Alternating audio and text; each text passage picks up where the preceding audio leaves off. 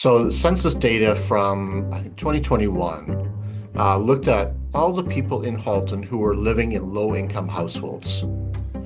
Of all the people in Halton who are living in low-income households, 50% of those people live in Oakville.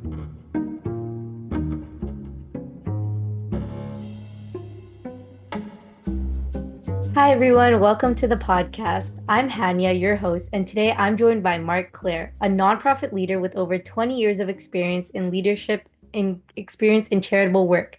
He's currently a CEO of Halton Learning Foundation, an organization that provides financial support and works to break through educational barriers to students in need. Mark, thank you for being here.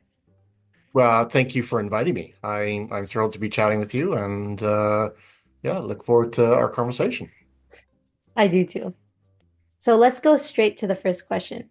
So you spent over 2 decades of your life in the nonprofit sector, working to improve the lives of children and youth. What first inspired you to pursue this path? So yeah, I mean, I did my undergrad. I had my honors phys ed, and then I wanted to become a teacher. And so I went to Teachers College. And at the time, there wasn't actually many teaching jobs. There was teachers actually being laid off at the time. And so I did some supply teaching for a little bit, and then I was working at the YMCA, just somebody I knew worked at the Y, and I thought, well, why not? So I worked there part-time, teaching basketball and, working in the fitness center, that kind of thing. So I ended up, when I figured out that the teaching wasn't really going to work out, they were projecting years of not hiring any teachers. So I got in full-time with the YMCA in the youth employment program and helping young people find jobs and mentoring them and eventually got into working in the Flamborough YMCA, and then worked in all sorts of other different YMCA's, and then worked at a in 2014 worked at another similar organization to the Halton Learning Foundation, but with another school board. And yeah, just really enjoy connecting with youth and helping youth and hearing about some of the success stories. That sounds great. So I actually did not know that you came from a teacher background, a teaching background, but that's actually amazing that you went from teaching and now your job doesn't really have as much like connection to that. You help youth, Yeah. but then again, it's like completely different compared to what you studied, yes? Yeah, I mean, there's definitely differences. There's a lot of similarities, right? I mean, a lot of what I do is, building connections with people, right? Teachers do that. A lot of what I do is communicating with people, communicating messages, speaking, sharing, important messaging. Teachers do that.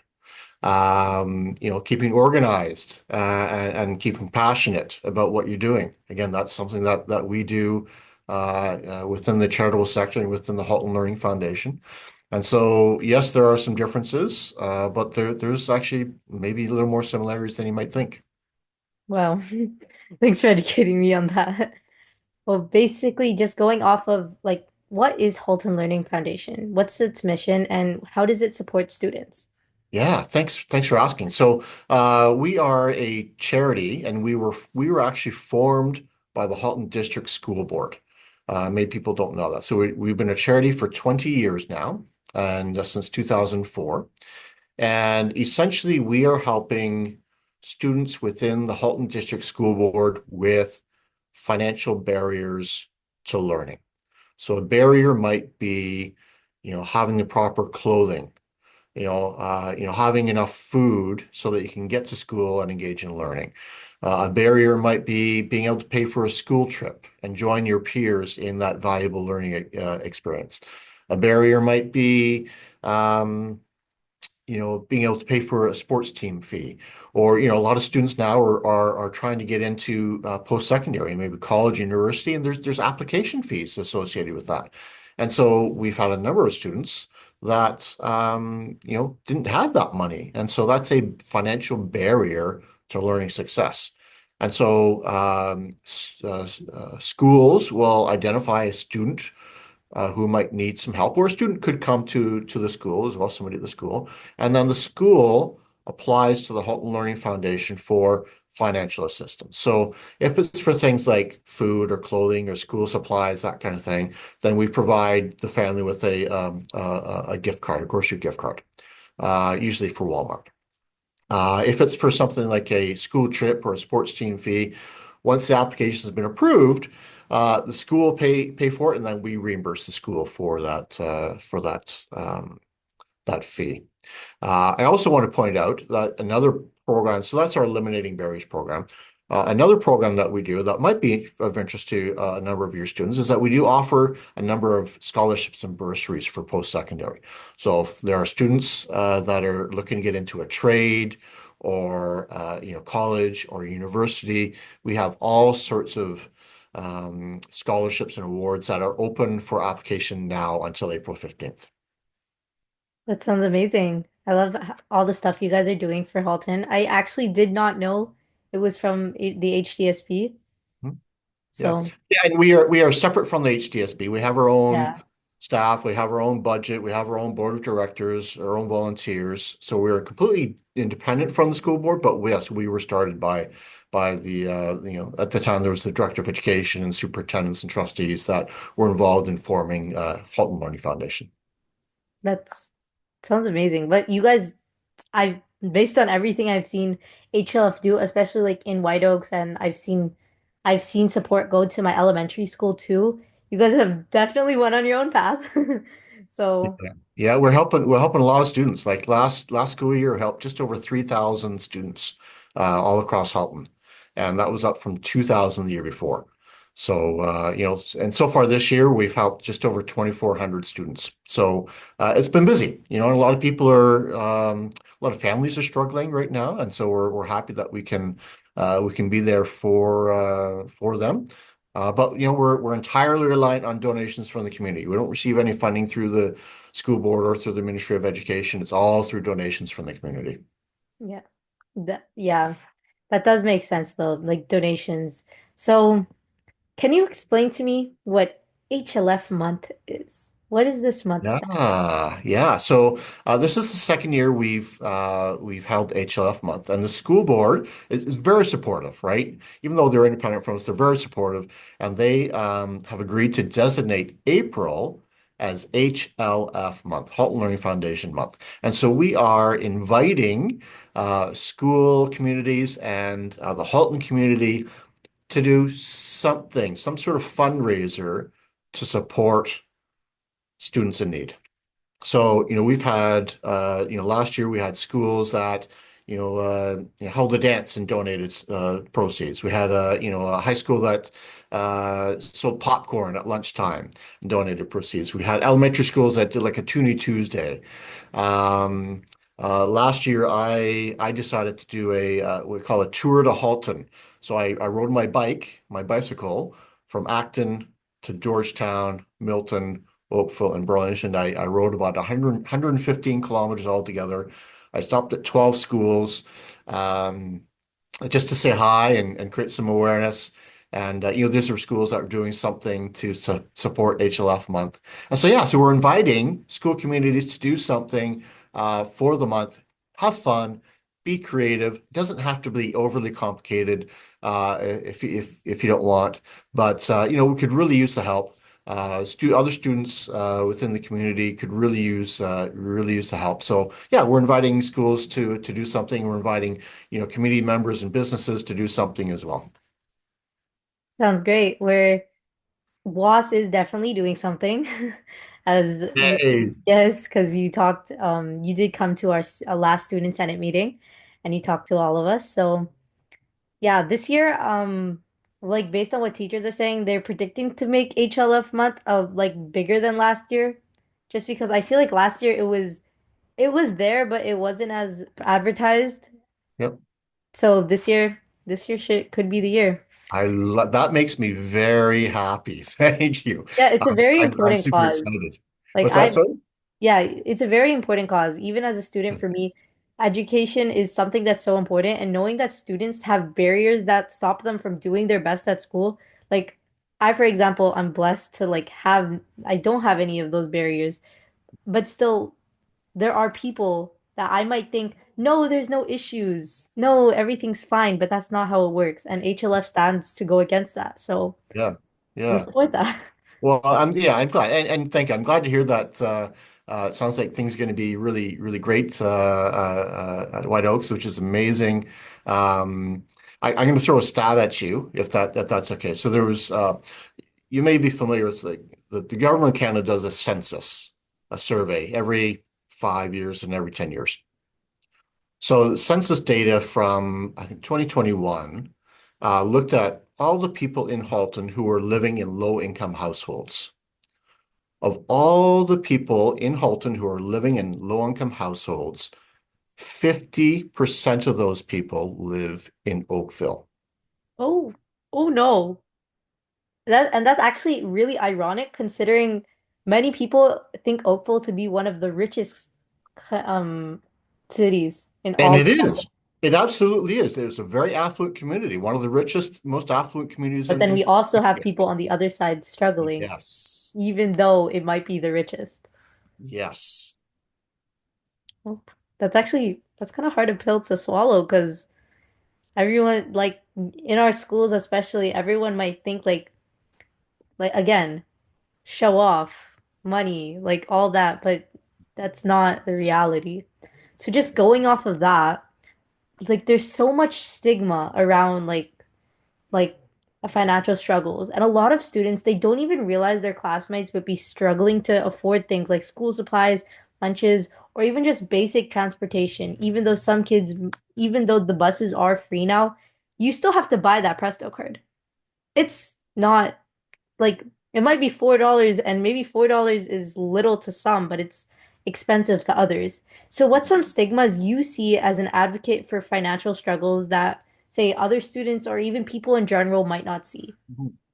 Yeah, so we are one of the, you know, often when families are struggling, they're utilizing a number of different community organizations to get support. There's food banks and there's snack programs and lunch programs and those kinds of things. And so we're one of those organizations that offer support. And so I think where we fit in is so we will provide a grocery gift card.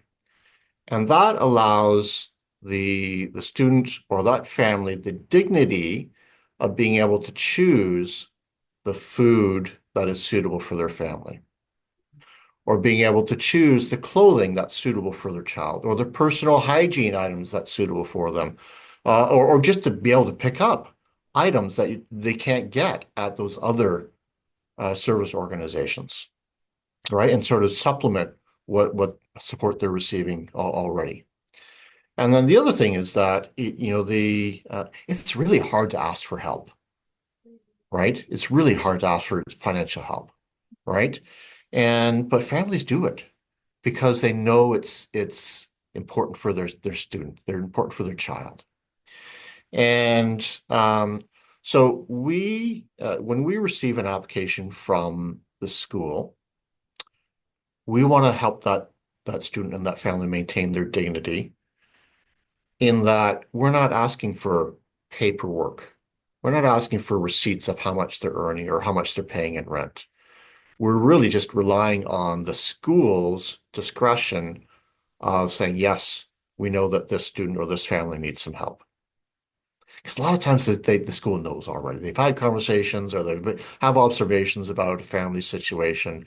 And so that they either have a pretty good idea that there was some challenges there or the family has come forward already. Right. So again, maintaining that dignity, that dignity and making sure that students are feeling included, right?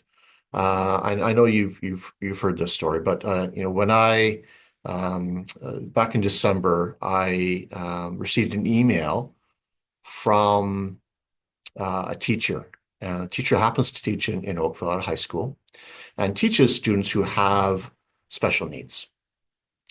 And one of his students, she was coming to school in December, and she was cold, and she was having a hard time concentrating. And because she had a jacket that was too small, the zipper wasn't working, there was tears in it. So he applied to the Halton Learning Foundation on behalf of the student. We, of course, agreed to support that. We issued a gift card to the school. The school gave that gift card to the family, and the family was able to purchase a new winter coat for this girl. And he said she came to school and she was warm and she was proud of wearing this new coat. And that got me to thinking, you know what? We need more beautiful pink coat moments where kids are feeling included, they're feeling cared for, their basic necessities are being met, and they're feeling proud, right? And that's really what Halton Learning Foundation is all about. We want to make sure that kids are feeling included, cared for, basic necessities, and that they're feeling proud. They want to be at school. Sorry, I thought you were gonna keep going. Sorry. Well, basically that's that story, the pink jacket moment, that we need more of those. Mhm. Again, I'm still trying to figure out how, like, I'm still like going through my head, Oakville, what are you doing? I'm Yeah, like, it's amazing, right? It's amazing. And there is there's a great opportunity here, right? The connection that we're making with students, and I love that you've shared that White Oaks is so energized about getting involved in HLF month, and I love that students are doing that. We would love for, if people's parents have that ability to help out as well. Maybe they work for a company that, supports charities or maybe they, personally would like to support HLF somehow. We would love to connect with the parents as well as the students. yeah, no, because it totally makes sense. White Oaks, we did a food drive not long ago. Not, it wasn't even just a food drive. We were also supplying with necessities and other things, and everything went to local White Oaks families. But again, they didn't have that power to choose what they wanted. They told us like dietary restrictions and like who's in the family, but it was kind of coming from the people that were making it, which was the student government. Like we were making all the boxes and stuff for them. And basically, like for me, example, I have a specific type of shampoo. They don't get to choose that. And Mhm. like HLF eliminates that's kind of another barrier, but it's not really a barrier. It's something that it's personal to them. So I love that you guys give that power to for them to choose what they want to buy with the money that they're given to help them. So Yeah, they don't thank feel bad about it. yeah, a little bit of dignity in having that choice, right? We Yeah. all love to be able to choose what clothing we would like or, personal hygiene items that's suitable for us, right? And I think it's important for everyone to have that same opportunity to maintain that dignity of choice. Yeah. You should be able to choose what you want to use. Like simple. Yeah. So a lot of young people are passionate about making change, but they don't know where to start. What Mhm. advice do you have for students who want to get involved in social impact and advocacy like you in like in financial barriers and um philanthropy and some things you've learned from working in the nonprofit sector? So some things that if students want to get involved in this as a work Yes. career. Yes. Oh, okay, awesome. Yeah, I mean, I think you definitely need to be passionate about something, right? Whatever that is, whether you want to help, dogs, or you want to help kids, or you want to help, homeless, or you want to help, people with food challenges. If you are passionate about something, that is going to be the most important thing. If you're not passionate about it, then this is maybe not the best career for you. Um, connecting with people. I think even I mean, I love connecting with people, and I always have. But I know people that are in this industry, and they were maybe a little bit shy at first. But this has really helped them to grow and to develop because you need to interact with people, right, and have conversations with people, and have good communication skills and good listening skills. And so yeah, those are all really important things to do. And I think. try it out, volunteer with different types of organizations, right? Try it out and see what you like, see what resonates with you, see what connects with you. And, that's a great way to sort of explore different opportunities. Okay, so we are coming to the near the end of this interview, but just go straight Ah. off. Yeah, but just going off straight off of that, how can students get involved? Like, are students allowed to able to volunteer with HLF? Mhm. Yeah, so if students are doing things as part of HLF month, and they're maybe they're joining meetings or they're getting involved in organizing things, we can count that as volunteer hours, right? So yeah, absolutely. And if we've had even outside of HLF month, if students want to do something, like we've had students that have done lemonade stands, we've had students that have done bake sales or organized dances. Again, those things are great ways to help out. And if you want to count it towards your volunteer hours, then we could absolutely help out with that. Yeah, just beyond volunteering though. You should be passionate in it. You should want to do it. Those 40 hours, like to be honest, I feel like the 40 hours is not enough. Like some people would say, "No, I'm trying to get my 40 hours and once I'm done, I'm never volunteering again." But I Yeah. feel like once you like I finish my hours, like I'm really happy for that. But then even after that, I still want to volunteer. I Yeah. don't like I feel like once you start going into volunteering and once you like get into like connected with your community, you don't want to leave. So, It can be an amazing experience. I mean, I volunteer outside of Halton Learning Foundation, right? I volunteered at a couple different areas, and I've done all sorts of coaching and helping out at different camps and stuff. It's really fulfilling to be able to give back to your community in something that you enjoy, right? And you're right. I mean, I've gotten so much out of the volunteering, right? Maybe even more than I've given back. I don't know, but it absolutely can be very fulfilling. yeah. So, I hope all students that watch this podcast decide like they first think about helping HLF and HLF month that's coming very, very soon, next month.